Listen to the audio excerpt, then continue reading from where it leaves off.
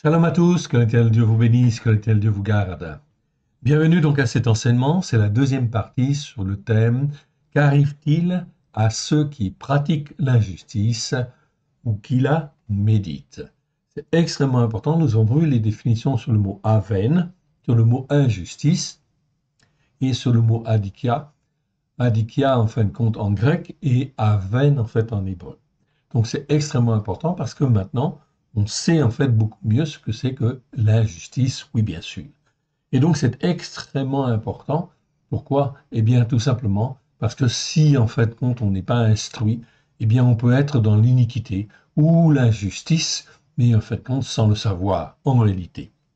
Donc là, effectivement, ces enseignements-là sont là pour nous éclairer et ouvrir en fait nos yeux et avertir tous ceux qui nous écoutent afin qu'ils soient bien ancrés sur les racines hébraïques de la foi. Car dans les temps qui viennent, qui sont des temps très très mauvais, il va falloir apprendre à discerner afin de pouvoir rester solidement ancré, bien sûr, sur la parole de Dieu, sur ce que l'Éternel Dieu veut pour chacun de nous au travers de Christ Yeshua. Remettons ces quelques instants à l'Éternel, notre Dieu, notre Père. Père très saint, nous te rendons grâce. Je mets ma kippa. Père très saint, nous te rendons grâce dans le précieux nom de Yeshua, ton Fils bien-aimé, et dans ta main bienfaisante. Nous voici, Seigneur, devant toi, corps, âme et esprit. Parle, Seigneur, ton serviteur, ta servante, écoute, et dans ta main bienfaisante, forme-nous, façonne-nous à la gloire de ton saint nom, afin que nous puissions être, dans les temps qui viennent, les témoins que toi tu veux à la gloire de ton saint nom. Que ton nom soit béni, honoré, loué, toujours et partout. Victoire, victoire à l'agneau de Dieu. Amen. Vous tous qui m'écoutez, vous êtes appelés, oui bien sûr, les temps vont devenir très, très, très mauvais. Okay. Les conditions climatiques que nous vivons aujourd'hui en France, en 2023, c'est bien en fin de compte ici l'expression, en fait quelque part, d'avertissement que l'Éternel opère sur chacun de nous. Bien sûr, ça va entraîner toutes sortes de malédictions, bien sûr, sur nos pays, tant sur le plan social, politique, économique.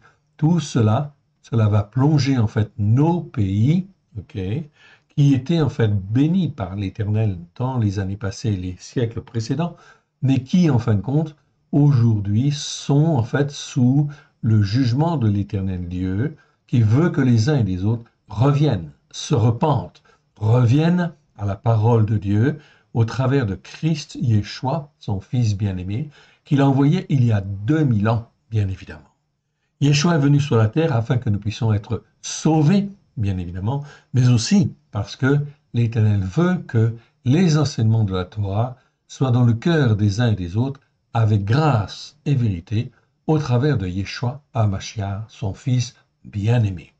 Voilà pourquoi nos sociétés vont être, comment dire, bousculées, évidemment, on peut dire cela comme cela, afin que les hommes et les femmes puissent se poser les bonnes questions. Voilà pourquoi il veut former parmi nous des hommes et des femmes qui puissent être des témoins à la gloire de l'Éternel, car l'Éternel Dieu veut sauver. Allons dans le texte, en fait ici, nous étions arrivés, si ma mémoire est bonne, nous étions dans le psaume 59, au verset 2, si ma mémoire est bonne. Ok, c'est bien ça. Au verset 2, donc psaume 59, au verset 2, nous 3 en fait dans notre version, « Délivre-moi de ceux qui pratiquent l'injustice et sauve-moi des hommes de sang. » On va reprendre un petit peu au début avec le verset 1. D'abord, c'est un psaume de David. Donc ici, tous les mots ont été révisés et le mot « aven » que nous voyons en fait ici, je vous le montre. Pardon. Le mot « aven » en hébreu existe 78 fois dans 70 versets, numéro strong 0205. Donc le mot « aven », on a fait les enseignements sur le mot « aven », oui bien sûr, donc vous avez l'enseignement sur les 70 versets, si vous voulez approfondir, il n'y a pas de problème, c'est à votre disposition sur notre site, sur le site, YouTube à l'école de Yeshua, sur notre chaîne. Donc, on a vu tous les versets les uns après les autres, de manière à ce qu'il y ait pas d'ambiguïté et aucun problème de pratique. Ici, nous parlons en fin de compte d'injustice, okay, de ceux qui pratiquent l'injustice, c'est-à-dire qui, en fin de compte, ou la méditent, ou la conçoivent. Effectivement, c'est toujours pareil. Donc cela entraîne forcément des condamnations, évidemment, okay, de par l'Éternel, car sa parole est la vérité. Et voilà pourquoi il faut que nous apprenions, et les uns et les autres, ce qui fait partie de l'injustice, afin de ne jamais être dans cette manière de penser, cette manière d'être, ou dans cette pratique. Alors ici, David dit, en fait, ici, lorsque Shaoul envoya cerner la maison pour le faire mourir. Okay, donc David était appelé de l'Éternel Dieu, okay, et là il était entouré effectivement donc par, en fait ici, les forces de Shaoul.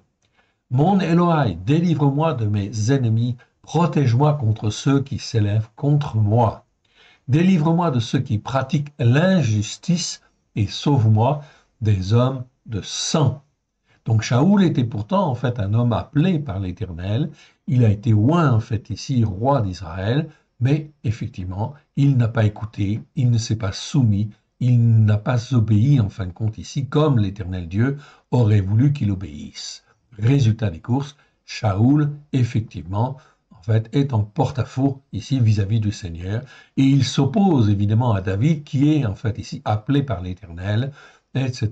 Donc David va vivre des mauvais moments. L'Éternel va le permettre, tout simplement pour tirer la foi, bien évidemment, en fait ici, de tirer sa foi vers le haut.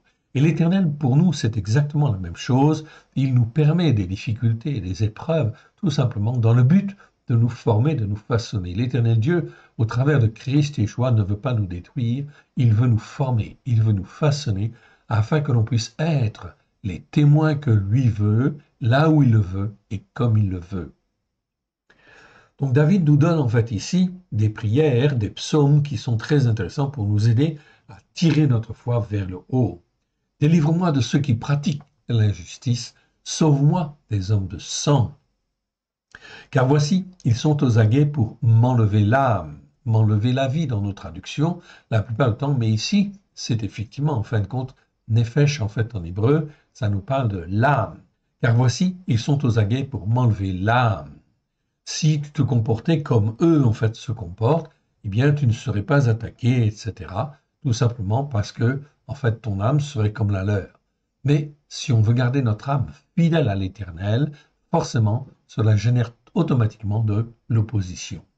Car voici, ils sont aux aguets pour m'enlever l'âme, des hommes violents complotent contre moi, sans que je sois dans la transgression, ni dans le péché éternel, sans que l'on puisse m'imputer une iniquité. Il court, il se prépare, réveille-toi, viens à ma rencontre et regarde. Donc vous voyez, David, en fin de compte, avait suffisamment, en fin de compte, comment dire, de formation au niveau spirituel pour discerner qu'il n'était pas, en fin de compte, dans la transgression ou dans le péché ou dans l'iniquité. Et malgré tout, en fait, il est oppressé. La seule raison, en fin de compte, à cela, c'est simplement parce que l'Éternel est en train de former, façonner David. Cela doit nous instruire, cela doit nous, en fait, apprendre, justement, à bien discerner ce qui est transgression, péché et iniquité déjà, afin de garder l'assurance. Verset 6. Toi, Éternel, Élohim des armées, Élohim d'Israël, lève-toi pour châtier toutes les nations. N'aie pitié d'aucun de ceux qui enfreignent la loi, qui enfreignent la Torah. C'est le verbe bagad, en fait, ici. Ok. Dans nos Bibles, en fait, en français, c'est traduit par sont infidèles. Non, non. Le mot bagad, en fait, ici, le verbe bagad, nous parle de transgression, en fait, ici, de la loi, en réalité, de la Torah, tout simplement. Car la seule loi qui est valable devant Dieu, c'est la Torah, évidemment. Donc là, en fin de compte, ici, David dit « Aie pitié d'aucun de ceux qui enfreignent ta Torah et qui sont dans l'injustice. » Ok? Tout simplement. Comme ça, c'est effectivement extrêmement clair. La référence, c'est toujours, en fait, la Torah. D'où l'importance nous qui sommes rachetés par le sang de l'agneau, d'apprendre, bien évidemment, ok, tout ce qui est écrit, en fait, dans la Torah, les prophètes et les psaumes, afin d'être fortifiés, restaurés et inébranlables, même dans les épreuves, lorsque nous sommes touchés, alors que finalement, nous avons fait attention. Mais cela demande du temps, cela demande de l'expérience, bien évidemment. Donc, ça demande bien sûr d'être fidèle à l'Éternel et de rester toujours attaché à l'Éternel, notre Dieu, notre Père. On continue. Donc là, on est dans le thème Aven pratique, c'est-à-dire toute la pratique de l'iniquité, toutes les pratiques, pardon, de l'injustice. Délivre-moi de ceux qui pratiquent l'injustice, tout simplement. Ok. Et ici, au verset 6, donc nous voyons bien, toi, Éternel, Élohim des armées, Élohim d'Israël, lève-toi pour châtier toutes les nations, et pitié d'aucun de ceux qui enfreignent ta Torah, qui sont dans l'injustice. Donc c'est très important. Aujourd'hui, en fait ici, est-ce que les croyants au travers de Yeshua, qui viennent de la tradition chrétienne, issus du milieu catholique, effectivement, est-ce qu'ils sont effectivement dans le respect en fait de la Torah? La réponse évidemment est non. Même chez les évangéliques, on n'enseigne pas les enseignements de la Torah, évidemment. Donc la Torah est toujours valable, bien évidemment. C'est pas ça qui a été annulé en fin de compte par Yeshua. Ce qui a été annulé par Yeshua, c'est toute l'interprétation erronée qu'il en est en fait ici au travers des pharisiens, des scribes en fait ici, évidemment. Donc, Yeshua n'a jamais dit que la Torah était abolie, non. Okay. Il a toujours, en fin de compte, dit que la Torah est la vérité, et bien évidemment, au travers des écrits, quand on revoit en fait la traduction en fait du Nouveau Testament, on s'aperçoit, comme on l'a fait nous dans en fait ici la Torah accomplie, et bien effectivement, dans cette version du Nouveau Testament, on voit très bien, en fin de compte, que l'Éternel Dieu est venu pour que la Torah, les enseignements de la Torah, soient inscrits dans nos cœurs et dans nos vies avec grâce et vérité au travers de Yeshua. Mais ils n'ont jamais été abolis. C'est donc extrêmement important de bien comprendre cela. Je vous encourage donc à, en fait ici, lire en fait ce livre, ou bien sûr à l'acquérir et à en parler autour de vous. C'est une référence, car tous les enseignements dans les églises sont faussés, évidemment. Ça pose en fait ici un grave problème et il faut le mettre en évidence, oui bien sûr. Yeshua n'a jamais institué le dimanche, Yeshua n'a jamais institué les Pâques chrétiennes, jamais en fait Yeshua n'a institué Noël non plus. Donc toutes les fêtes dites chrétiennes entretiennent en fait ici la chrétienté dans en fait dans l'erreur quelque part. Okay. Et c'est très grave parce que les gens sont tellement habitués que finalement ça leur paraît normal, etc. Non, ça c'est en fait l'iniquité justement de la désobéissance et de l'insoumission qui fait que les hommes et les femmes sont aveuglés et trouvent normales ces choses-là. En réalité, non. L'Éternel Dieu ne change pas la vie. Lui, il a institué le Shabbat. Voilà pourquoi il faut pratiquer le Shabbat. Et pratiquer le Shabbat, ce n'est pas faire comme en fait les Juifs font, c'est faire comme l'Éternel le demande, à la gloire de son saint nom, afin de nous former, de nous façonner au travers de Yeshua Mashiach, celui qui est appelé le Christ, afin que l'on puisse être un peuple pour lui, qui sache discerner ce qui est juste et ce qui n'est pas juste devant Dieu. C'est donc extrêmement important. On continue, allez, et on va au suivant. On arrive en fait maintenant dans le psaume 64. 64, verset 3 ou verset 2 dans les versions habituelles. Garantis-moi des complots de ceux qui font le mal, c'est toujours un psaume de David, de la troupe bruyante de ceux qui pratiquent l'injustice. Donc ici, on a effectivement la pratique de l'injustice, de choses qui ne sont pas justes en fin de compte devant l'Éternel. Donc c'est bien un psaume de David, on le voit là. Okay. Le verset 2 nous dit « Ô Elohim, écoute ma voix quand je gémis, protège ma vie de la terreur de l'ennemi. Garantis-moi des complots de ceux qui font le mal, de la troupe bruyante de ceux qui pratiquent l'injustice. Ils aiguisent leur langue comme un glaive Ils lancent comme des traits leurs paroles amères pour tirer en cachette sur celui qui est intègre. Ils tirent sur lui à l'improviste et n'ont aucune crainte. Ils se fortifient par des paroles de méchanceté.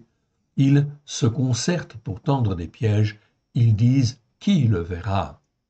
Verset 7. Ils méditent des iniquités qui poussent à la perversité. Donc ici, ok, c'est en fin de compte, dans la Bible seconde, c'est traduit par crime, ok, ou de fausses accusations, en fait, ici, pour arriver à leur fin. Ici, ce sont des iniquités perverses, si vous voulez bien. Si vous voulez, en fait, ici, comprendre ce mot. Ils méditent les iniquités qui poussent à la perversité. C'est le mot avlata, qui est très rare, en fait, ici, qui n'existe que 6 fois, en fin de compte, dans les Écritures. Là, ça nous parle d'iniquité, mais d'iniquité, en fin de compte, ici, okay, qui pousse à la perversité. Ça n'existe que 6 fois dans 6 versets. Donc, on les a tous retrouvés. Hein, okay, donc, ici, vous pouvez vous baser là-dessus. C'est extrêmement fiable. Il médite les iniquités qui poussent à la perversité. Nous aussi, nous voici prêts. Le plan est conçu, le fond intérieur, le cœur de l'homme est un abîme. Verset 8. Elohim lance contre eux ses traits, soudain les voilà frappés. Leur langue a causé leur chute. Okay, c'est en fait par leur langue que l'on entend, que l'on voit qu'ils sont en fin de compte dans l'injustice, et automatiquement dans ce cas-là, l'Éternel en fait va se retourner contre eux à un moment donné ou à un autre. Voilà pourquoi nous devons nous écarter de ces hommes-là. L'Élohim lance contre eux ses traits, soudain les voilà frappés. Leur langue a causé leur chute. Okay, tous ceux qui les voient secouent la tête. Mon frère, ma sœur, ça veut dire que nous sommes sur la terre. Et sur la terre, il y a des hommes qui sont appelés à la justice de Dieu, bien sûr, au travers du sang de l'agneau, okay, mais d'autres qui ne veulent pas écouter, qui ne veulent pas plier le genou, qui sont insoumis, qui sont désobéissants, et qui finissent, en fait, ici, dans, en fait, ici, l'injustice, à savoir, ils se rebellent contre Dieu. Et comme ils se rebellent contre Dieu, ils se rebellent aussi contre toi, parce que tu appartiens, en fait, à Dieu. Ceci est normal, quelque part, si je puis dire. Donc, c'est une réalité dont nous devons prendre conscience. L'ennemi, l'opposition, en fin de compte, va se développer de plus en plus. Voilà pourquoi il est extrêmement important et fondamental que toi, tu t'ancres bien sur les racines hébraïques de la foi afin de ne jamais perdre pied. Leur langue a causé leur chute, donc ça veut dire qu'ils grandissent okay, dans, en fait, ici, l'iniquité, ils grandissent dans l'injustice, et à ce moment-là, ils se révèlent tes ennemis, tes adversaires, en fait, aussi. Voilà pourquoi, mais Dieu va les juger. Donc, si Dieu le permet que cela arrive dans ta vie, c'est tout simplement parce que l'Éternel Dieu veut que tu apprennes à discerner ceux qui marchent selon la justice et que tu puisses te séparer d'eux et que tu puisses tenir ferme en restant toujours attaché à l'Éternel Dieu. Tous ceux qui les voient secouent la tête. Tous les descendants d'Adam sont saisis de crainte.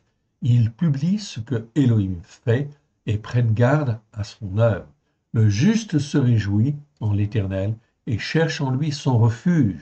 Tous ceux qui ont le cœur droit se glorifient.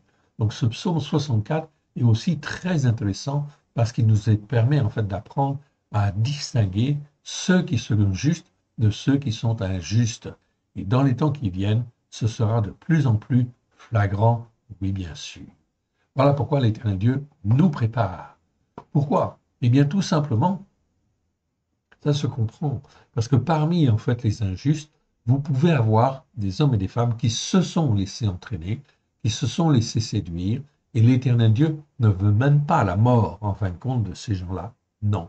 Ce qu'il veut, c'est qu'ils puissent voir au travers de ton témoignage qu'il y a une autre voie. Une autre voie, en fait, qu'il faut suivre afin de s'attacher à l'Éternel, demander pardon et revenir sur la voie de l'Éternel, car l'Éternel Dieu dit bien dans Ézéchiel chapitre 33, ce que Dieu veut, Dieu ne veut même pas la mort du méchant, ce qu'il veut, c'est qu'il change de voie, qu'il se repente et qu'il change de voie. C'est donc ton attitude qui va permettre en fait d'être un témoignage dans les temps qui viennent. C'est donc très important. Et l'Éternel Dieu compte sur toi, bien évidemment. Ok.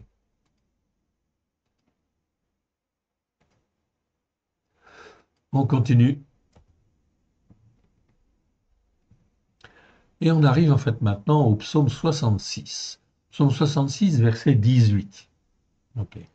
Si j'avais conçu la justice dans mon cœur, mon Adonai ne m'aurait pas exaucé. On va reprendre un petit peu en fait avant.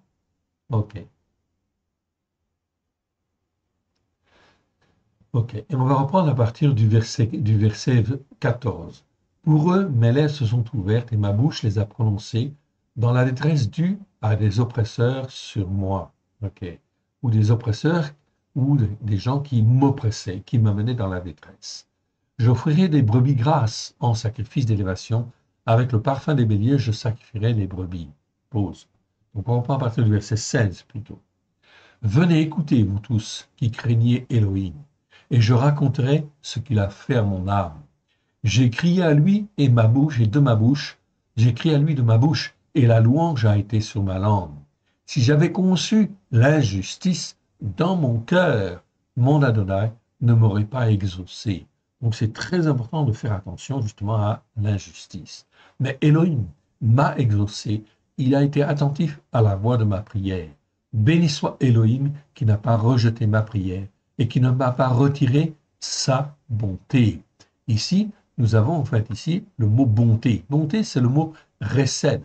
Ce mot, en fin de compte, est très, très, très important dans les Écritures. Je vous le montre. Il existe 246 fois sur 240 versets. Ok? C'est récède. Ça nous parle en fait de bonté. C'est pas toujours bien traduit. C'est la plupart du temps, dans la majorité des cas, c'est traduit par bonté et c'est très bien. Et c'est la bonté que l'Éternel Dieu a vis-à-vis des croyants, de ceux qui ont donné leur cœur et leur vie à Yeshua, son fils bien-aimé, pour être sauvés. Et donc, pendant qu'en fait ici, en fait, l'Éternel fait le travail de formation par son esprit, eh bien, en fin de compte, l'Éternel exerce sa bonté. Cela veut dire que nous ne sommes jamais condamnés pour nos péchés, nos transgressions, nos iniquités, dès lors que nous sommes avec Christ, car le sang de l'agneau nous lave, nous purifie et nous sanctifie. Dès lors que nous sommes dans une attitude qui consiste à s'attacher à l'Éternel, à rester attaché à l'Éternel, à progresser en l'Éternel.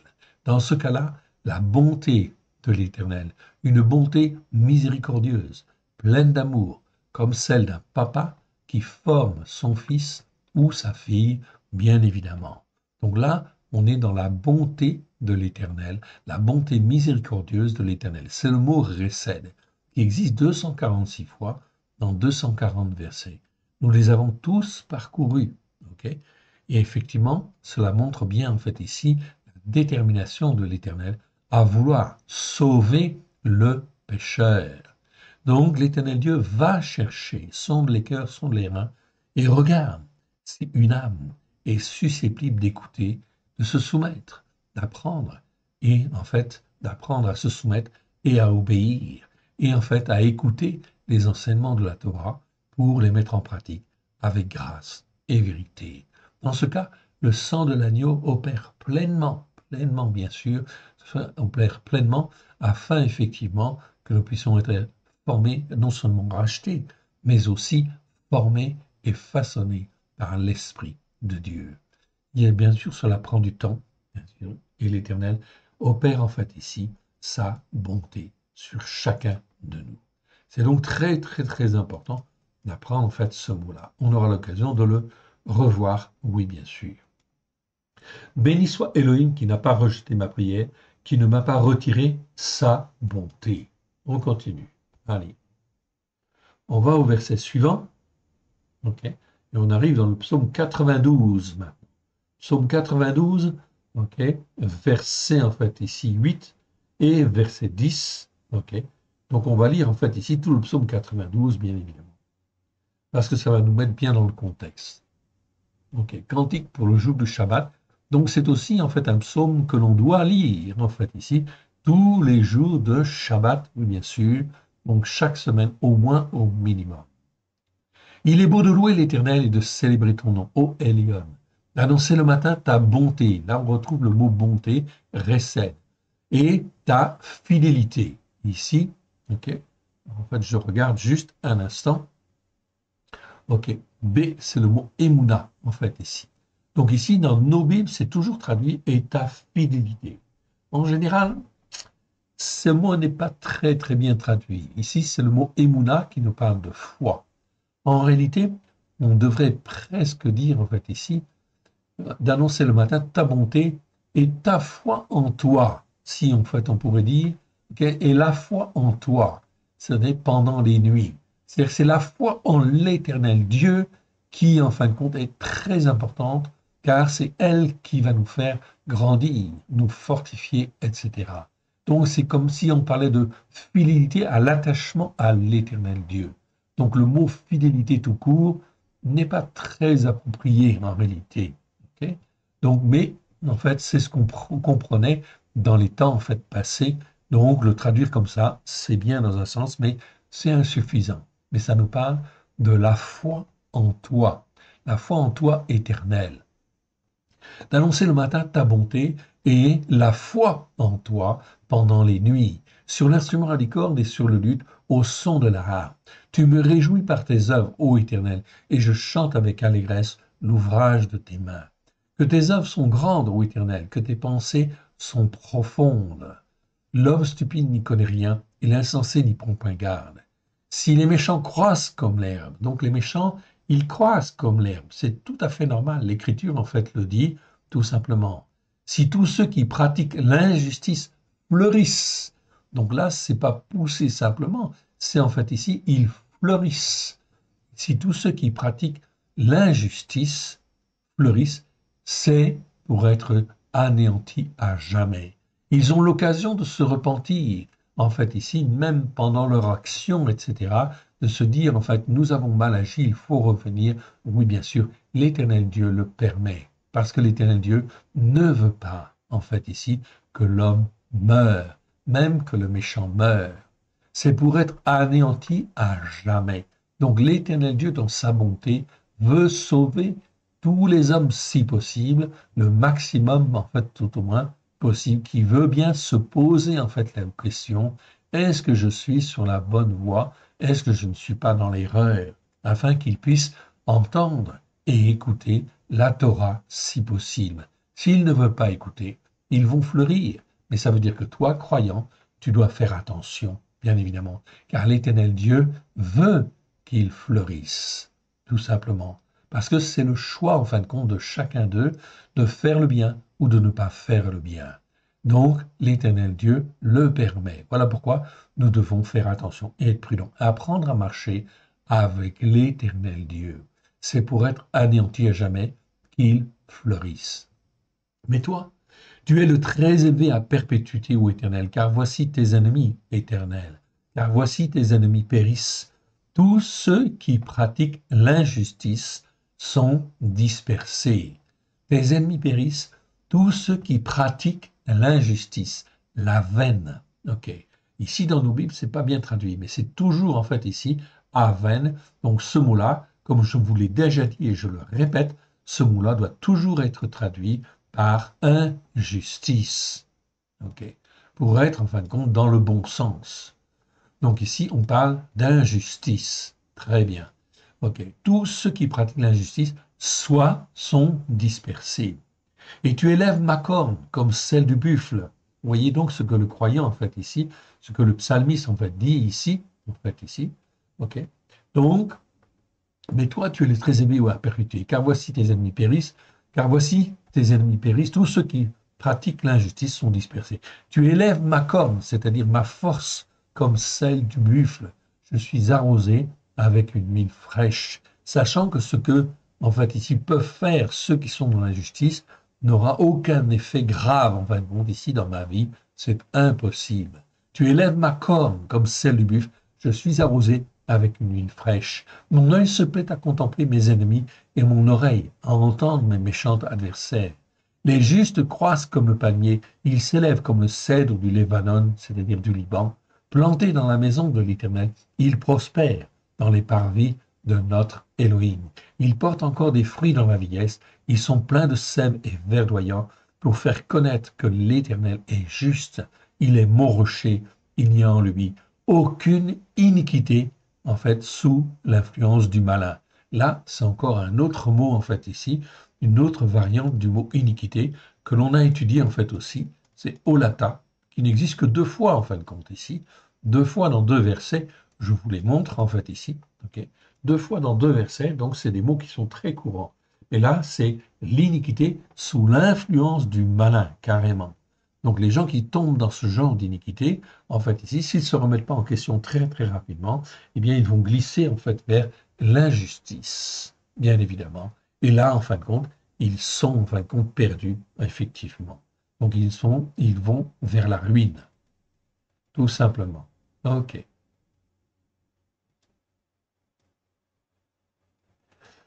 Sous l'influence du malin. Ok, on continue. Allez.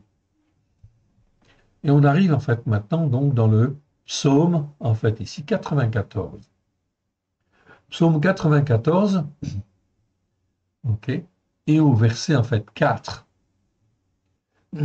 Dieu des vengeances. Donc vengeance, en fait ici je reprends à partir du verset 1. Vengeance, en fait ici, c'est nekamot en fait en hébreu. Ça nous parle en fait ici de la justice, c'est-à-dire des jugements qui sont rendus en fait par l'Éternel Dieu. Donc dans nos Bibles, ça a toujours été traduit par vengeance, ce mot-là. Donc, il faut rendre des comptes. Tout, en fait, ici, le mal sera jugé. Donc, Dieu des vengeances éternelles, Dieu des vengeances, pareil. C'est comme si on disait Dieu de la justice, rends tes jugements, en fait, ici. Lève-toi, juge de la terre, rends aux superbes selon leurs œuvres. Jusqu'à quand les méchants, ô Éternel, jusqu'à quand les méchants triompheront-ils? Ils discourent, ils parlent avec arrogance. Tous ceux qui pratiquent l'injustice se glorifient. Voilà pourquoi nous voyons effectivement sur la terre les hommes et les femmes, comment en fait ils se comportent. S'ils se, en fait ici, comportent avec arrogance, etc. Ok, tout simplement, c'est parce que derrière, en fait, tout simplement, ils n'ont pas la Torah, oui, bien sûr. Ils ne sont pas dans l'humilité, ils n'ont pas appris les enseignements de la Torah. Les rois de Juda, normalement, en fait, les rois d'Israël, étaient, s'ils écoutaient, en fait, la parole de Dieu pour les mettre en pratique, ils étaient, en fin de compte, comme on dit, remplis d'une certaine aura, en fait, si je puis dire, c'est-à-dire qu'en fin de compte, ils avaient une image, en fait, ici, qui émanait, en fait, la bonté, en fait, ici, de Dieu. Resed, c'est le mot resed. Donc ici, quand ils étaient dans l'obéissance et la soumission. Ça n'a pas toujours été le cas, même souvent ils ont dérapé. Mais ils ont dérapé pour nous montrer que l'homme peut déraper, bien sûr, et que chacun de nous peut déraper. Voilà pourquoi il convient de faire attention et de rester attaché fidèlement à l'Éternel, à la gloire de son saint nom. Il discourt, il parle avec arrogance. Tous ceux qui pratiquent l'injustice se glorifient. Éternel, ils écrasent ton peuple, ils oppriment ton héritage, ils égorgent la veuve et l'étranger, ils assassinent les orphelins. Ils disent, ah, Yah ne regarde pas. L'Élohim de Jacob ne fait pas attention. Prenez-y garde, hommes stupides, insensés. Quand serez-vous sages? Celui qui a planté l'oreille n'entendrait-il pas? Celui qui a formé l'œil ne verrait-il pas? Celui qui châtie les nations ne punirait-il pas?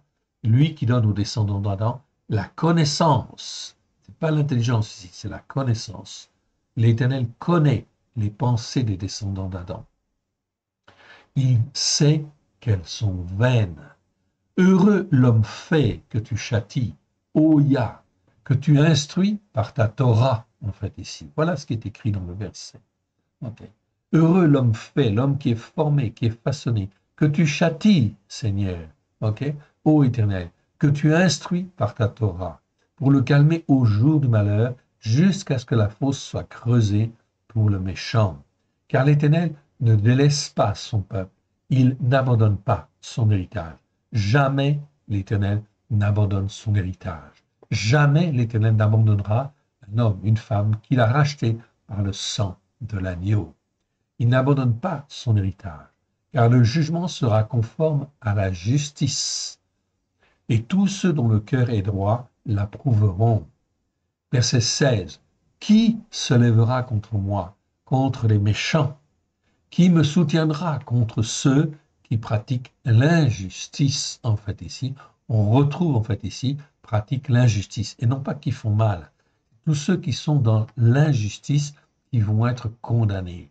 Mais l'Éternel Dieu, en fait, sonde les cœurs, sonde les reins, voit si nous sommes sur une mauvaise voie. Si nous sommes sur une mauvaise voie, il va nous reprendre afin de nous corriger et effectivement nous ramener sur une bonne voie. Mais ceux qui persistent et qui pratiquent et restent dans l'injustice, alors là, effectivement, c'est grave. C'est grave pour eux parce qu'ils vont s'endurcir. Ils vont s'endurcir de plus en plus, etc., jusqu'à ne plus pouvoir revenir. Ils vont, comme je vous l'ai expliqué dans les vidéos précédentes, de l'avon, c'est-à-dire de l'iniquité, ils vont glisser étape par étape vers, en fait ici, la veine, c'est-à-dire l'injustice. Et là, ils iront vers la ruine, évidemment. Tous ceux qui pratiquent l'injustice sont condamnés. Tous ceux qui persévèrent à pratiquer l'injustice et qui ne veulent pas revenir, eh bien, l'Éternel Dieu les condamne. Oui, bien sûr. Voilà pourquoi l'Éternel Dieu permet en fait ici, à tout moment, que les hommes et les femmes puissent se repentir, tendre la main vers Yeshua et dire « Pardon, Seigneur, j'étais effectivement sur une mauvaise voie, je te demande pardon et je veux revenir vers toi afin que tu m'enseignes et que tu m'instruises par les enseignements de ta Torah. » C'est extrêmement important. Verset 17. Si l'Éternel n'était pas mon secours, mon âme serait bien vite dans la demeure du silence. Quand je dis mon pied chancelle, ta bonté, ô Éternel, me sert d'appui. Donc ici, on le voit très clairement, en fait, ici, plus la justice va grandir, et elle va grandir dans nos sociétés, partout, vous allez voir des désordres, sur le plan économique, sur le plan politique, sur le plan social, ok? Ça va, en fin de compte, ici, être très dur, très, très mauvais. Et les hommes auront tendance à tomber dans l'injustice. Voilà pourquoi il faut s'ancrer sur, effectivement, les enseignements de la Torah, afin de pouvoir tenir ferme et que la bonté de l'Éternel, là tu la vois ici au verset 18, quand je dis mon pied chancelle, ta bonté précède ici, l'Éternel, Éternel me sert d'appui. Ok, la bonté de l'Éternel est là pour nous soutenir, et les uns et les autres. Tous ceux qui m'écoutaient ici, ok, sachez que l'Éternel Dieu veut en fait notre salut, et veut en fait exercer sa bonté envers nous, mais il nous met dans l'épreuve, afin que nous soyons, en fait, nous posions les bonnes questions, et que nous mettions de côté tout ce qui est transgression, iniquité et en fait péché, et bien sûr, en fait, contre l'injustice, que nous ne touchions absolument pas à ces choses-là. Verset 19. Que les pensées s'agitent en foule, quand les pensées s'agitent en foule au-dedans de moi, tes consolations réjouissent mon âme. Les méchants te feraient-ils siéger sur le trône, eux qui forment les desseins iniques en dépit de la loi? Ils se rassemblent contre la vie du juste, et ils condamnent le sang innocent. Mais l'Éternel est ma retraite, mon Élohim, et le rocher de mon salut. Il fera retomber sur eux leur injustice. Eh oui, il fera retomber sur eux leur injustice. Ici, dans nos Bibles, second, c'est traduit par iniquité. Non, non, non. On parle là de l'injustice, la veine. Ok, je vous montre en fait ici le mot, en fin de compte, c'est bien le mot aven. Ok, donc c'est bien en fin de compte ici l'injustice et non pas l'iniquité. Voilà pourquoi il faut toujours traduire en fait ici avon par iniquité et aven en fait ici par injustice. Sinon, ok, qu'est-ce qui se passe? Eh bien, les versets de la Bible, toutes les traductions que nous avons sont faussées. Et le croyant aujourd'hui en Yeshua, ok, il est incapable de discerner ce qui est juste de ce qui est injuste, de ce qui est iniquité et de ce qui est en fait injustice. Le mot aven ici, en réalité, est traduit en fait comme avon, c'est-à-dire par iniquité. Donc, le verset 23 du psaume 94, vous pouvez le corriger, oui bien sûr. Il fera retomber sur eux leur injustice, okay? Il les anéantira par leur méchanceté. Okay? L'Éternel, notre Elohim, les anéantira. C'est donc très important de bien comprendre en fait ici, okay, ces versets, de les mettre au plus profond de nous-mêmes, afin qu'ils soient l'occasion pour nous de nous fortifier et de nous restaurer. Nous sommes là dans le psaume 94. Donc je vous encourage à le corriger, oui bien sûr, aussi. Vous pouvez en fait faire une copie si vous voulez, il n'y a pas de problème. Ok, il n'y a aucun souci en fait là-dessus. Ok, on éditera les psaumes. Ok, pour le moment, on va éditer en fait la Torah, les 5 premiers livres, ok, en français et en hébreu déjà. C'est une première chose, ce sera la première étape. Une fois que ce sera fait, après on s'attaquera en fait aux psaumes, ok, et on éditera tous les psaumes, les 150 psaumes dans une traduction révisée, corrigée. Mais il faut nous laisser un petit peu de temps encore, si vous voulez bien. C'est un travail énorme, effectivement. Donc on va plus loin et on va dans le verset, celui-là on l'a vu, donc on va dans le psaume 101 maintenant. Psaume 101, verset en fin de compte ici, 8. Chaque matin, j'anéantirai tous les méchants du pays, afin d'exterminer de la ville de l'Éternel tous ceux qui pratiquent l'injustice. Donc là, on voit bien en fait ici, même chose. Le mot injustice ici, aven, est mal traduit en fait dans nos Bibles. La Bible seconde dit iniquité. Non, avon c'est l'iniquité. Aven c'est en fait ici l'injustice. Donc je chanterai ta bonté. On reprend à partir du verset 1 pour bien comprendre le contexte. C'est un psaume de David. Je chanterai ta bonté, je chanterai la bonté. Bonté d'Éternel, là c'est le mot récède. Et le jugement juste. Ah, très important.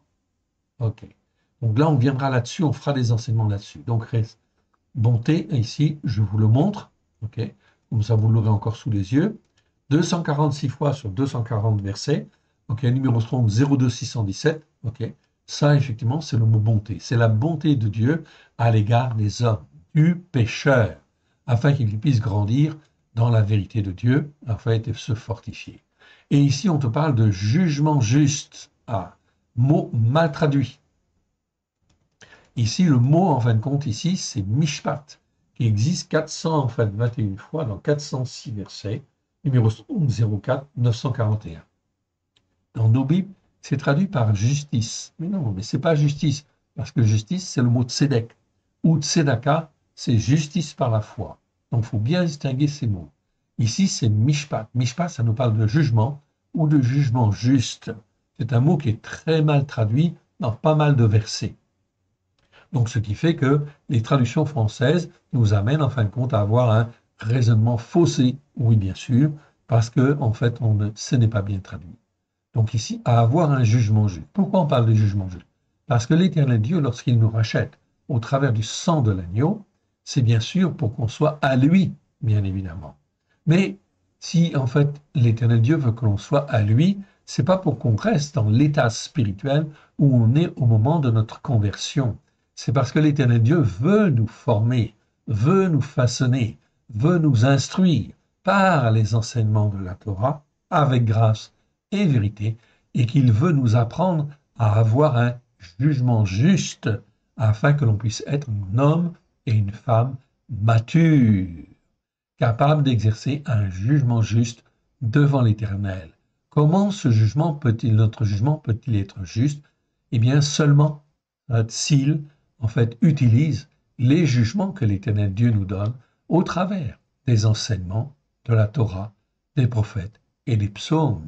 Voilà pourquoi l'Éternel Dieu nous apprend dès le départ, dès la Genèse, à avoir un jugement juste dès lors que l'on grandit avec le Seigneur. C'est extrêmement important. Abraham a appris, okay? Jacob a appris, Israël a appris, tous les hommes de Dieu ont appris à avoir un jugement juste devant l'Éternel. On reviendra là-dessus, on fera des enseignements là-dessus. Okay? Mais c'est extrêmement important déjà, je vous l'ai déjà dit, mais je le répéterai en fait encore, c'est extrêmement important. Et on ne peut pas avoir un jugement juste si l'on n'est pas dans les enseignements de la Torah, des prophètes et des psaumes. Aujourd'hui, vous prenez n'importe quel croyant, qu'il vient de n'importe quelle église, ok? Eh bien, est-ce que vous croyez qu'il va avoir un jugement juste? La réponse, je vous la donne. Okay? Elle est non. Il est incapable d'avoir un jugement juste devant l'Éternel. Voilà pourquoi il vaut mieux qu'il s'abstienne de juger. C'est pourquoi Yeshua dit, en fait, ici, dans certains versets, ne jugez pas, parce que vous êtes incapable de juger. Mais dans d'autres versets, Yeshua nous dit de juger. Et comment pouvons-nous juger? On ne peut juger que selon, en fin de compte, une loi que l'Éternel Dieu nous donne. Et cette loi, c'est la Torah, les prophètes et les psaumes. Là, l'Éternel Dieu nous forme et nous façonne au travers des jugements qu'il nous donne afin de nous apprendre à avoir un jugement juste. Mais si tu n'écoutes pas les enseignements de la Torah, tu ne peux pas avoir un jugement juste. C'est impossible. Je chanterai la bonté et le jugement juste. Donc ici, je vais le réduire. Voilà. OK.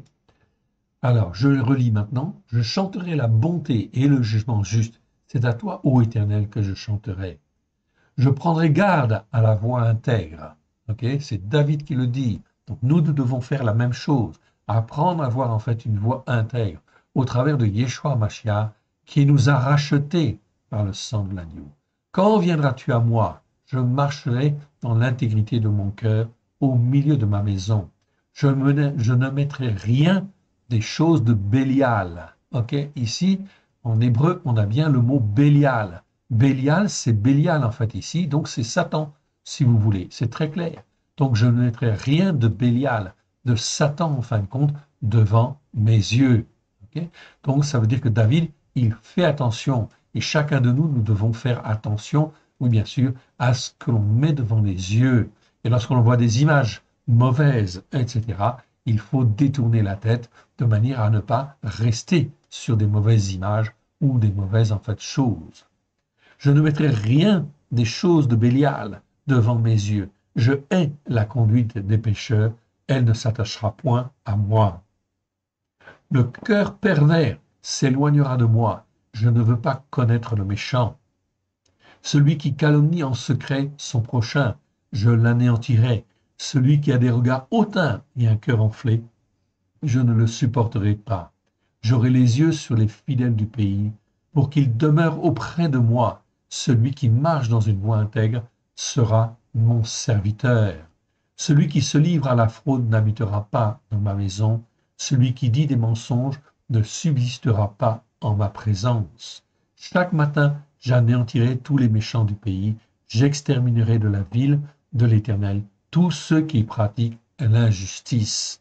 Voyez donc ici l'attitude en fait ici, ok, en fait que David en fait ici nous conseille quelque part en fait ici, inspiré par l'Esprit de Dieu, oui bien sûr. C'est donc extrêmement important. On continue et on arrive en fin de compte ici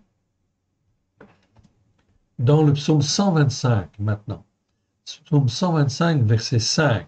Mais ceux qui s'engagent dans des voies détournées, que l'Éternel les détruise avec ceux qui pratiquent l'injustice. Ok. Que le shalom soit sur Israël. Donc ce psaume, en fin de compte ici, ce n'est pas un psaume de David, mais c'est un psaume, en fin de compte ici, très inspiré, oui bien sûr. Ça fait partie des cantiques des degrés, c'est-à-dire c'est un des cantiques que l'on lisait systématiquement lorsqu'un sacrificateur en fait, il montait dans le temple, montait les marches du temple, pardon, les marches du temple. Ceux qui se confient en l'Éternel sont comme la montagne de Sion. Ils ne chancellent point. Elle est affermie pour toujours. Donc là, on parle de la montagne de Sion. On ne parle pas de la montagne catholique, ou des montagnes protestantes, ou des montagnes évangéliques. Non, on parle de la montagne de Sion. Donc c'est extrêmement important de bien comprendre cette dimension spirituelle. Je l'ai dit, je l'ai répété et je le répéterai en fait encore. L'Éternel Dieu nous rachète par le sang de l'agneau afin que l'on puisse monter sur la montagne de la sainteté, sur la montagne de Sion. Dans ce cas-là, en fait ici, eh bien tous ceux qui sont sur cette montagne et qui s'accrochent en fait ici à l'Éternel, eh bien ils ne chancellent jamais. Elle ne chancelle point. Elle est affermie pour toujours. Okay? Car la montagne spirituelle de Sion, et ça n'est jamais remise en question par aucune montagne de méchanceté qui puisse exister sur la terre. Verset 2. Les montagnes entourent Yerushalayim. Ainsi l'Éternel entoure son peuple dès maintenant et à jamais. Donc l'Éternel ici est un gardien, oui, pour nous. Car le sceptre de la méchanceté ne restera pas sous le lot des justes, afin que les justes ne tendent pas les mains vers l'iniquité qui pousse à la perversité. On avait vu déjà ce mot-là, ok? Avlata olot, ok? Je vous le remontre en fait ici, ok? Ça, c'est pas simplement iniquité tout court, ok? C'est l'iniquité qui pousse à la perversité, d'accord? C'est-à-dire qu'on est dans l'iniquité qui s'est dégradée parce que les hommes et les femmes, en fait, ne se sont pas remis en question alors qu'ils étaient dans l'iniquité. Eh bien, effectivement, cette iniquité va effectivement, comment dire, s'envenimer quelque part et il y aura l'intervention, en fin de compte, des puissances spirituelles mauvaises qui vont être là pour pousser à la perversité. Tout cela est dû, en fait, tout simplement, au fait que les hommes et les femmes ne plient pas le genou devant l'Éternel pour écouter et mettre en pratique, déjà, ok, les fêtes de l'Éternel, en fait ici, la parole de Dieu, tout simplement, avec sincérité de cœur. Je dis bien avec sincérité de cœur, évidemment. Verset 4. L'Éternel répand tes bienfaits sur les bons et sur ceux dont le cœur est droit, mais ceux qui s'engagent dans des voies détournées, que l'Éternel les détruise avec ceux qui pratiquent l'injustice, que le shalom soit sur Israël. Tout ceci, mon frère, vise vraiment en fait à te montrer, mon frère, ma sœur, à te montrer que sur la terre, il y a des justes et des injustes, et que la différence entre les justes et les injustes va devenir de plus en plus flagrante, évidemment, et donc forcément, il y aura des oppositions, forcément, il va falloir tenir ferme contre les attaques, oui, bien sûr. Okay, tout cela, le Seigneur le permet. Le permet pourquoi? Parce qu'il veut que ceux qui sont justes, eh bien, deviennent encore plus justes et que ceux qui sont dans l'injustice soient encore plus dans l'injustice s'ils ne veulent pas se repentir. Cela fait partie, en fin de compte, des jugements de Dieu. Voilà pourquoi il faut apprendre à marcher avec l'Éternel Dieu et non pas contre, en fait, ce qu'il fait, évidemment. On continue et on arrive en fin de compte dans le psaume, en fin de compte ici, 141. Psaume 141, ok, ici, eh bien, nous avons en fait ici deux versets qui nous intéressent. Verset 4, n'entraîne pas mon cœur à des choses mauvaises, à des actions coupables envers des hommes qui pratiquent l'injustice, et que je ne prenne aucune part à leur festin. Et le verset en fait 9, garantis-moi du piège qu'ils me tendent et des embûches de ceux qui pratiquent l'injustice. Alors le mieux, c'est effectivement qu'on reprenne en fait ici ce psaume en fait en entier. En fait ici, il n'est pas très long, mais il va nous éclairer. Prière pour être délivré des hommes violents, par exemple. On pourrait l'intituler comme ça. C'est un psaume de David en fait ici. Ok. Donc l'Éternel, Éternel, je t'invoque. Viens en hâte auprès de moi. Prête l'oreille à ma voix quand je t'invoque. Que ma prière soit devant ta face comme le parfum et l'élévation de mes mains comme l'offrande du soir. Éternel, mets une garde à ma bouche, veille sur la porte de mes lèvres. N'entraîne pas mon cœur à des choses mauvaises, à des actions coupables, avec les hommes qui pratiquent l'injustice. Ok? Ici, en fait, ici, c'est bien le mot injustice, en fait, qu'il faut utiliser. Dans nos Bibles secondes, c'est marqué qui font le mal. Mais en fin de compte, tous ceux qui font le mal, ça veut dire qu'ils touchent en fait à personne, et personne, en fin de compte, n'est sur ta voie, évidemment. Ok? Parce que beaucoup de gens font du mal. Ok? Mais pas forcément un mal forcément très grave, en fait, ici, quelque part. Mais ici, on parle de l'injustice. Avec les hommes qui pratiquent l'injustice, et que je ne prenne aucune part à leur festin. Voilà pourquoi l'Éternel Dieu dit, non, ne mange pas avec quelqu'un qui pratique l'injustice, ne fais jamais alliance avec lui. Donc ça veut dire qu'il faut apprendre à discerner. Verset 5, que le juste me frappe, c'est un acte de bonté. Oui, pourquoi un acte de bonté? Tout simplement, eh bien oui, il va me corriger en fait comme ça. Que le juste me frappe, c'est un acte de bonté. Oui, c'est ça. En fait, tout simplement parce qu'il va me corriger, il va m'instruire, mais ce n'est pas pour me détruire. Que le juste me frappe, c'est un acte de bonté. Qu'il me châtie, c'est de l'huile sur ma tête, et ma tête ne se détournera pas. Mais de nouveau, ma prière s'élèvera contre leur méchanceté. Verset 6. Que leur juge soit précipité le long des rochers, et l'on écoutera les paroles exprimées de ma bouche, car elles sont agréables. Comme quand on laboure ou qu'on fend la terre, ainsi nos os sont dispersés à l'entrée du séjour des morts. C'est vers toi, Éternel, mon Adonai, que se tournent mes yeux, c'est auprès de toi que je cherche un refuge. N'abandonne pas mon âme. Garantis-moi du piège qu'ils me tendent et des embûches de ceux qui pratiquent l'injustice. Que les méchants tombent dans leur filet et que j'échappe en même temps. Alléluia. À la gloire de l'Éternel. Donc, ici, c'est pas n'importe quel croyant qui fait ce genre de prière, ce genre de psaume. C'est David, parce qu'il a été, à certains moments, dans beaucoup d'épreuves. Pourtant, c'était un croyant zélé, zélé pour l'Éternel Dieu. Et il a appris, en fait, ici. Donc, il nous faut effectivement, nous aussi, apprendre. Voilà pourquoi la bonté de l'Éternel récède est nécessaire. Et je dois croire que l'Éternel Dieu est là, qu'il me garde dans les épreuves pour me former et me façonner. À la gloire de son Saint. Ok. On continue. Et on arrive dans Job maintenant. Dans les psaumes, on a fini. On arrive dans Job chapitre 4. Ok. Donc là, c'est en fin de compte Eliphaz de Théman qui parle. Eliphaz de Théman prit la parole et dit, si nous osons, en fait, ce qui nous intéresse, c'est le verset 8. Pour moi, je l'ai vu, ceux qui complotent l'injustice et qui sèment la souffrance en moissonnent les fruits. Donc c'est déjà une bonne chose. Il a vu certaines choses, oui, effectivement. On va lire le passage, c'est important. Car les amis, en fin de compte, de Job, ce ne sont pas des vrais amis. C'est des croyants qui, en fin de compte, sont mal formés et qui jugent, en fait, mal. Ils ne jugent pas d'une manière juste. C'est donc important d'apprendre à discerner, en fait, ici. Eliphaz de Théman prit la parole et dit, « Si nous osons ouvrir la bouche, en serais-tu peiné? Mais qui pourra garder le silence? Voici, tu as souvent enseigné les autres, tu as fortifié les mains languissantes. » Donc il parle de Job, en fait, ici. Tes paroles ont révélé ceux qui chancelaient. Tu as affermi les genoux qui pliaient. Et maintenant, s'il s'agit de toi, tu faiblis. Maintenant, tu es atteint et tu te troubles.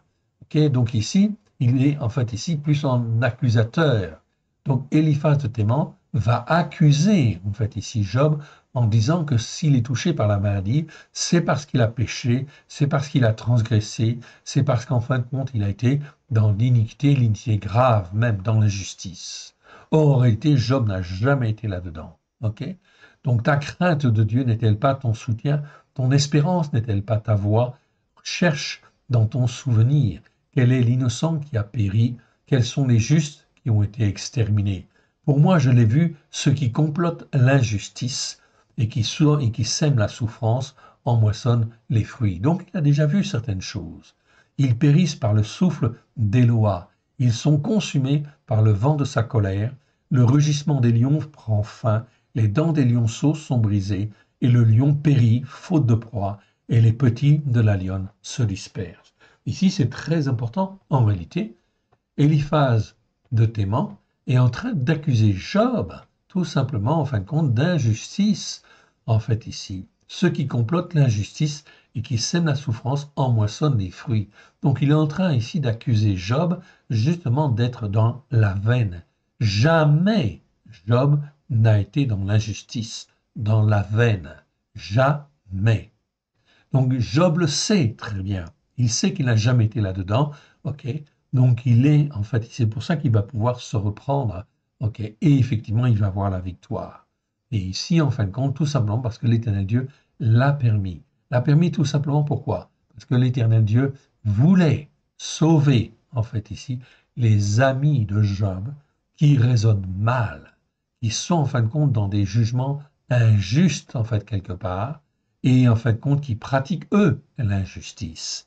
Ils accusent Job d'être dans l'injustice, mais en réalité, c'est eux-mêmes qui sont dans l'injustice. Et l'Éternel Dieu, dans sa bonté, va relever Job et va dire en fait à Job, prie pour eux afin qu'ils soient sauvés. Car ces croyants-là, ce sont des croyants qui accusent, mais qui accusent sans savoir. Donc là, effectivement, c'est extrêmement important de bien comprendre et d'avoir un discernement plus approprié, oui bien sûr. Et l'Éternel Dieu veut même sauver Éliphaz de Théman, mais le moyen de le sauver, c'est de passer en fait par la souffrance de Job. Et Job en fait l'accepte, oui bien sûr, il va l'accepter. Comme Christ a accepté de mourir en fait ici pour nous, eh bien de la même manière, nous devons en fin de compte ici apprendre à lâcher prise et à faire confiance à l'Éternel Dieu.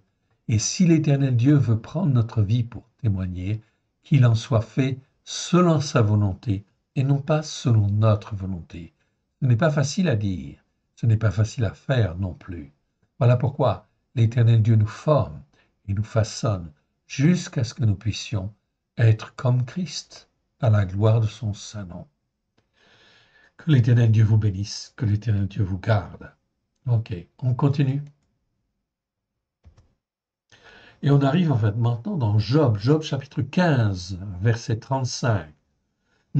Il conçoit le mal, il enfante l'injustice, il mûrit dans son sein et des fruits qui le trompent. Ok, on va reprendre un petit peu avant. Ok. Ici, c'est Job qui parle. On va reprendre à partir du verset 17. C'est important de bien comprendre et d'apprendre à discerner. Ok. Donc, on a corrigé déjà quelques mots, pas tous les mots, mais on a corrigé déjà certains mots. Donc, on va reprendre à partir du verset 17, en fait, ici, pour arriver, en fin de compte, au verset qui nous concerne, le 35. Ok. Je vais te parler, écoute-moi. Donc là, c'est Job qui parle. Iov. Ok, c'est Job. Je vais te parler, écoute-moi. Je raconterai ce que j'ai vu, ce que les sages ont fait connaître, ce qu'ils ont révélé, l'ayant appris de leur père. À eux seuls appartenait le pays, et parmi eux, nul étranger hostile n'était encore venu. Le méchant passe dans l'angoisse tous les jours de sa vie, toutes les années qui sont le partage de l'impie. La voix de la terreur retentit à ses oreilles, au sein du shalom, celui qui dévaste va fondre sur lui. Ok. Donc Job, on va voir que dans la manière dont il parle, en fait ici, il est juste. Il parle selon les paroles de Dieu. Ok. Il est dans un jugement juste. Éliphaz de Théman ne l'est absolument pas. On l'a vu tout à l'heure. La voix de la terreur retentit à ses oreilles. Au sein du shalom, celui qui dévaste va fondre sur lui. Il n'espère pas échapper aux ténèbres. Il voit l'épée qui le menace. Il court çà et là pour chercher du pain. Il sait que le jour des ténèbres attend. La détresse due à ceux qui oppressent et l'angoisse l'épouvante. Elle l'assaille comme un roi prêt à combattre. Donc on parle de la détresse due à ceux qui l'oppressent. C'est le mot tsar en fait en hébreu. J'en ai déjà parlé dans les enseignements précédents. Et l'angoisse l'épouvante, elle l'assaille comme un roi prêt à combattre. Car il a levé la main contre Dieu, il a bravé le Shaddai. Donc là, on voit effectivement ici, en fait ici, l'expression en fin de compte du méchant, en fait aussi quelque part. Ok. Il a en fait levé la main contre Dieu, il a bravé le Shaddai. Il a eu l'audace de courir à lui sous le dos épais de ses boucliers. Il avait le visage couvert de graisse et les flancs chargés d'embonpoint. Il habite des villes détruites, des maisons abandonnées, sur le point de tomber en ruine. Il ne s'enrichira pas, sa fortune ne se lèvera pas, sa prospérité ne s'étendra plus sur la terre. Il ne pourra se dérober aux ténèbres, la flamme consumera ses rejetons, et Dieu le fera périr par le souffle de sa bouche. S'il a confiance dans le mal, il se trompe, car le mal sera sa récompense. Elle arrivera avant le terme de ses jours, et son rameau ne verdira plus. Il sera comme une vigne dépouillée de ses fruits encore verts, comme un olivier dont on a fait tomber les fleurs. L'assemblée des témoins de l'impie, deviendra stérile, et le feu dévorera la tente de l'homme corrompu. Il conçoit le mal et il enfante l'injustice. Il mûrit dans son sein des fruits qui le trompent. Donc, de toute manière, tous ceux qui ne sont pas avec Dieu, eh bien, en fin de compte, ils vont mûrir, mais en fin de compte, dans l'injustice. Ils ont le choix, tant qu'ils sont sur la terre, de tendre la main, en fait, à Dieu, en fait, ici, et de se repentir, ou alors d'être endurci étape par étape, et puis jusqu'à enfanter l'injustice. Tous ceux qui ne sont pas justes sur la terre, l'Éternel Dieu fait les circonstances, afin qu'ils puissent être dans des situations plus graves. Oui, c'est juste, tout à fait grave. Afin, effectivement, mais afin qu'ils puissent se repentir, se poser en fait encore les bonnes questions et revenir en fait à l'Éternel. Ok? Donc ça, c'est très important. Mais s'ils perdurent en fait encore et ne veulent pas se repentir, ils vont enfanter l'injustice. Et enfin, ils en récolteront les fruits. Ok? Donc ici, en fait, ici, vous voyez bien, ici, Job répond en fin de compte à Eliphaz de Théman. Au début de ce chapitre 15, c'était effectivement Eliphaz de Théman qui parlait en fait ici. Ok? Mais pas d'une manière juste. Donc Job va répondre ici, mais d'une réponse qui est sensée, qui est juste en réalité quelque part, devant l'Éternel. Ok, ensuite on arrive dans Job, Job chapitre 31, ok, ou verset 3. La ruine n'est-elle pas pour le méchant? Ok. Le méchant, c'est celui qui fait le mal, oui bien sûr, et qui persévère à faire le mal. Ok. Mais bien sûr, le mot rachat, qui veut dire méchant en fait en hébreu, l'Éternel dit bien dans les Écritures, l'Éternel ne veut même pas la mort du méchant. Non, il ne la veut pas. Ok. Ce qu'il veut, c'est qu'il change de voie et qu'il se repente. Verset 1, Job 31. Conclusion en fin de compte de Job. Verset 1. J'avais fait un pacte avec mes yeux, je n'aurais pas arrêté mes regards sur une vierge, dit Job. Il était très sincère en fin de compte ici. C'était un homme intègre, ok, droit et intègre. La Bible nous le dit, ok, il était juste et intègre. On le dit au début du livre de Job. J'avais fait un pacte avec mes yeux, je n'aurais pas arrêté mes regards sur une vierge. Quelle est l'Éloi, ok? Quelque part, Éloi m'a-t-il accordé? Quelle part Éloi m'a-t-il accordé en haut?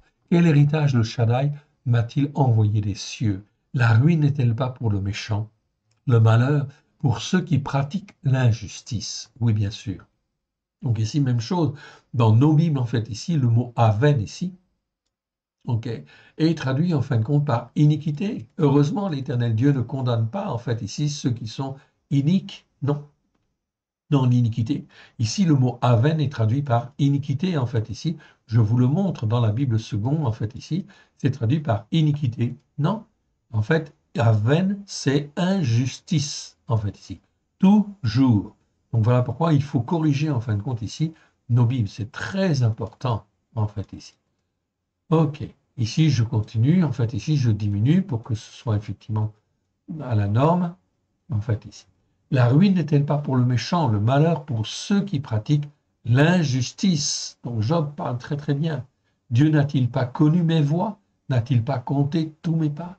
Si j'ai marché dans le mensonge, si mon pied a couru vers la fraude, que Eloah. Eloah, c'est en fait ici le nom de Dieu. En fait ici, c'est comme Elohim, c'est Elohim au singulier, si vous voulez. Donc cette expression, en fait ici, existe dans, en fait, ici, comment dire, les premiers textes, en fait, ici, de la Bible, ok, surtout, ok. Donc, ce mot Eloah existe 57 fois dans 56 versets. On les a tous repérés, mais en français, c'est toujours traduit par Dieu, tout simplement. Et Eloah, c'est Dieu seul, en fait, ici, Dieu le Père. Que Eloah me pèse dans des balances justes, et il connaîtra mon intégrité. Si mon pas s'est détourné de la voie droite, si mon cœur a suivi mes yeux, si quelque souillure s'est attachée à mes mains, que je sème et qu'un autre moissonne, ok, et que mes rejetons soient déracinés.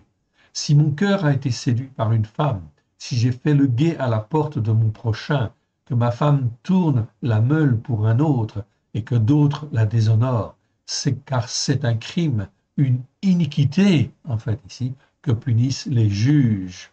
Ici, c'est bien le mot avon. C'est un feu que dévore jusqu'à la ruine et qui aurait détruit toute ma richesse. Donc ici, on parle d'iniquité que punissent les juges. Donc ça veut dire qu'aujourd'hui, en fait ici, eh bien, dans en fait ici, nos assemblées, on devrait en fin de compte savoir ce que c'est que l'iniquité et reprendre les uns et les autres pour les iniquités, afin qu'ils grandissent, non pas qu'ils meurent, mais qu'ils grandissent, en fait, ici, dans, en fait, on sait ici, la marche avec Dieu. Car c'est un crime, une iniquité que punissent les juges. C'est un feu qui dévore jusqu'à la ruine, qui aurait détruit toute ma richesse. Si j'ai méprisé le jugement juste, ici, envers mon serviteur ou ma servante, lorsqu'ils étaient en contestation avec moi, qu'ai-je à faire quand Dieu se lève? Qu'ai-je à répondre quand il châtie? Celui qui m'a créé dans le ventre de ma mère ne m'a-t-il pas créé? Ne l'a-t-il pas créé? Le même Dieu ne nous a-t-il pas formés dans le sein maternel? Si j'ai refusé aux pauvres ce qu'ils demandent, si j'ai fait languir les yeux de la veuve, si j'ai mangé seul mon pain, sans que l'orphelin ait eu sa part, moi qui l'ai dès ma jeunesse élevé comme un père, moi qui dès ma naissance ai soutenu la veuve, si j'ai vu le malheureux manquer de vêtements, l'indigent n'avoir point de couverture, sans que mes reins m'aient béni, sans qu'il ait été réchauffé par la toison de mes agneaux, si j'ai levé la main contre l'orphelin, parce que je me sentais un appui pour les juges, que mon épaule se détache de sa jointure, que mon bras tombe, qu'il se brise. Car les châtiments de Dieu sont comme une terreur, si je ne puis rien devant sa majesté. Si j'ai mis dans l'or ma confiance, si j'ai dit alors, tu es mon espoir, si je me suis réjoui de la grandeur de mes biens, de la quantité des richesses que j'avais acquises, si j'ai regardé le soleil quand il brillait, la lune quand elle s'avançait majestueuse, si mon cœur s'est laissé séduire en secret, si ma main s'est portée dans ma bouche, c'est encore une iniquité que doivent punir les juges. Et j'aurais renié le Dieu d'en haut. Si j'ai été joyeux du malheur de mon ennemi, si j'ai sauté d'allégresse quand les revers l'ont atteint, moi qui n'ai pas permis à ma langue de pécher, de demander sa mort avec serment, si les gens de ma tente ne disaient pas « Où est celui qui n'a pas été rassasié de sa viande ?» Si l'étranger passait la nuit dehors, si je n'ouvrais pas ma porte aux voyageurs, si comme Adam j'ai caché mes transgressions et renfermé mes iniquités dans mon sein, parce que j'avais peur de la multitude, parce que je craignais le mépris des familles, me tenant à l'écart et n'osant franchir ma porte. Oh, que n'ai-je quelqu'un qui m'écoute? Voilà ma défense, toute signée. C'est que Shaddai me réponde et que mon adversaire rédige mon mémoire. Je le porterai sur mon épaule, je l'attacherai sur mon front comme une couronne, je lui rendrai compte de tous mes pas, je m'approcherai de lui comme un prince. Si ma terre crie contre moi, et que mes sillons versent des larmes, si j'en ai mangé le fruit, le produit, sans l'avoir payé, et que j'ai attristé l'âme des anciens maîtres, qu'il y croise des épines au milieu des pans et de l'ivraie au milieu de l'orge. Fin des paroles de Job. Donc ici, Job, en fait, ici, parle de lui. Il montre et il témoigne qu'il n'a jamais été dans, en fin de compte, ici, les transgressions, les péchés, et qu'il n'a pas été dans l'iniquité. Et au contraire, dans sa pratique quotidienne, il a été, en fait, ici, un modèle devant l'Éternel. Voilà pourquoi, ici, il dit bien que quand il n'a pas fait ceci ou il n'a pas fait cela, c'est de l'iniquité. Et de l'iniquité qui aurait pu être, en fait, ici, comment dire, que prononcée par des juges, ici.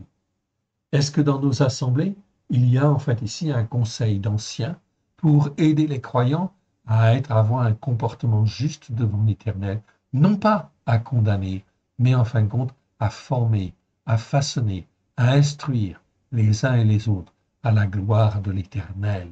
C'est donc ici quelque chose de très, très, très important.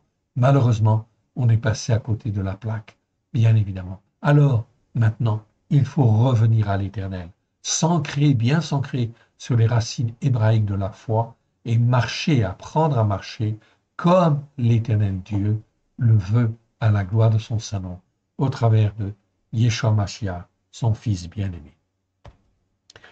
Le verset suivant, ce sera en fait Job, Job chapitre 34, verset 8. Job, je note, Job 34, verset 8. Et on le fera la prochaine fois. On va s'arrêter là. C'est déjà suffisant en fait aussi pour aujourd'hui. Mais on verra donc ce verset-là la prochaine fois. Donc Job 34. Y a-t-il un homme semblable à Job, buvant la raillerie comme l'eau? Donc là, vous voyez, ses amis sont encore là à se moquer de lui. On reviendra dessus parce que cela nous apprend, en fait, ici, à avoir un jugement juste ou un jugement plus juste.